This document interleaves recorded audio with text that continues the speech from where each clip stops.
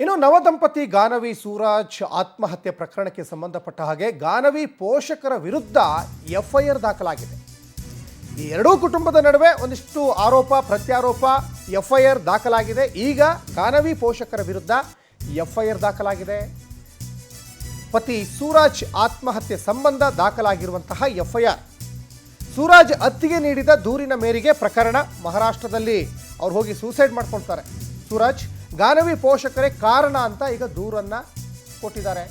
ಮಾನಹಾನಿಕರ ಆರೋಪಗಳಿಂದ ನೊಂದು ಆತ್ಮಹತ್ಯೆ ಮಾಡ್ಕೊಂಡಿದ್ದಾರೆ. ಹನಿಮೂನ್ನಿಂದ ವಾಪಸ್ಸಾದ ಬಗ್ಗೆ ಸುಳ್ಳು ಆರೋಪ ಅಂತ ಈಗ ಅವ್ರ ಹತ್ಯೆ ಮಾಡ್ತಾ ಇದ್ದಾರೆ. ಆದರೆ ಶ್ರೀಲಂಕಾದಲ್ಲಿ ಆಗಿದ್ದೇ ಬೇರೆ ಅಂತ ಕಂಪ್ಲೇಂಟನ್ನು ಕೊಟ್ಟಿದ್ದಾರೆ. ಹನಿಮೂನ್ ವೇಳೆ ಗಾನವಿ ಲವ್ ವಿಚಾರ ಬಟಾಬಯಲಾಯಿತು. ಅಂದರೆ ಗಾನವಿಗೆ ಸೂರಜನ್ ಮದುವೆ ಆಗೋದಕ್ಕಿಂತ ಮುಂಚೆ ಒಂದು ಲವ್ ಇತ್ತು ಅನ್ನುವಂಥ ವಿಚಾರವನ್ನು ಆರೋಪವನ್ನು ಗಂಭೀರವಾಗಿ ಸೂರಜ್ ಫ್ಯಾಮಿಲಿ ಮಾಡಿದರು.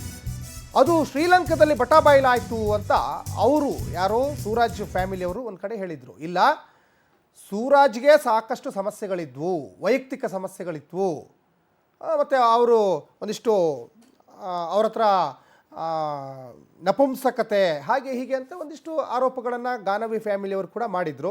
ಹಾಗಾಗಿ ಇದರಲ್ಲಿ ಯಾವ್ದು ಸತ್ಯ ಯಾವ್ದು ಸುಳ್ಳು ಅನ್ನೋದು ಪೊಲೀಸ್ ತನಿಖೆಯಿಂದನೇ ಗೊತ್ತಾಗಬೇಕಾಗುತ್ತೆ. ಜೊತೆಗೆ ಒಂದು ಕಡೆ ಎರಡೂ ಕಡೆಯಿಂದನೂ ಈಗ ಕಂಪ್ಲೇಂಟ್ ರೈಸ್ ಆಗಿದೆ, ಎಫ್ಐಆರ್ ದಾಖಲಾಗಿದೆ. ಎಗೇನ್ ಈಗ ಸೂರಜ್ ಅತ್ತಿಗೆ ಅವರು ಕೂಡ ಈಗ ಕಂಪ್ಲೇಂಟನ್ನು ಕೊಟ್ಟಿದ್ದಾರೆ ಗಾನವಿ ಫ್ಯಾಮಿಲಿ ಮೇಲೆ.